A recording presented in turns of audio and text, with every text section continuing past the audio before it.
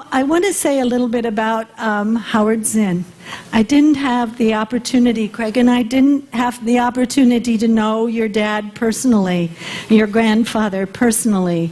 We knew of him, of course, but we were kind of quiet activists. Our daughter Rachel really brought us to these issues.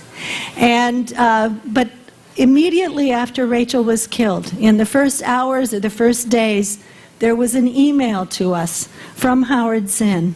And I remember feeling at the time, even as dazed as we were by what had happened, how amazing it was that this person who was just a legend in our minds had taken the step to write to us and to share his compassion and his care for our family and his recognition of the stand that Rachel took that day in Gaza. And it's so helpful to me to hear from you that he was with you, the same person that we all saw in films and in videos, wherever he was. That's who he was. That's what he conveyed to me in that message that we received. And I started to realize that it was the history that people like Rachel and others, like the people in this room, were making, that was what mattered to him and what he believed could make the most difference in the world. I've been very fortunate because Anthony Arnove and Howard Zinn, in Voices of a People's History, chose to include Rachel's voice. And they then invited me to be able to read from that at a number of different presentations. And it was a gift because it not only allowed me to share, but also to really internalize a lot of the words of so many others that are represented in those volumes.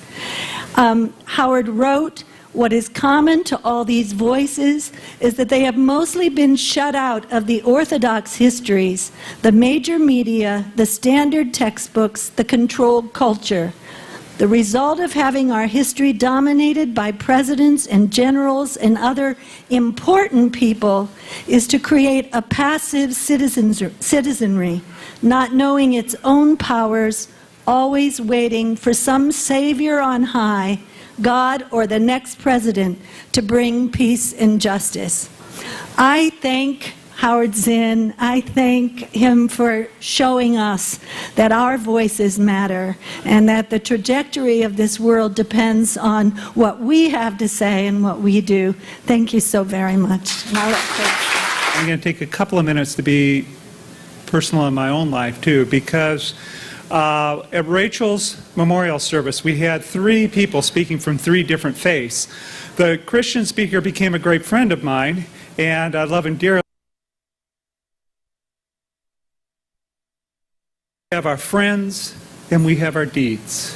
And he said, you know, you don't drive to heaven in a Maserati. We can't take our possessions with us. They don't count. He said the friends, like tonight, the friends are here. The friends are still here. So what we take with us in the afterlife, what speaks for us in the next life, is our deeds, like the deeds you see on the people on the wall. Now that day, I was feeling good. Yeah, tears were just rolling down my face. I was missing Rachel, but I was proud of what she did. And I thought, yeah, your deeds go with you in the next life. And then I realized the imam wasn't talking to Rachel. He was talking to me. What have I done?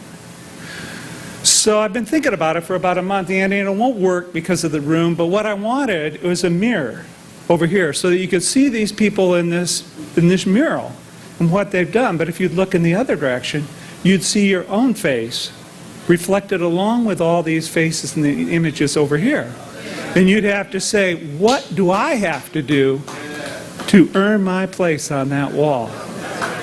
And so, let's go with it. Thank you.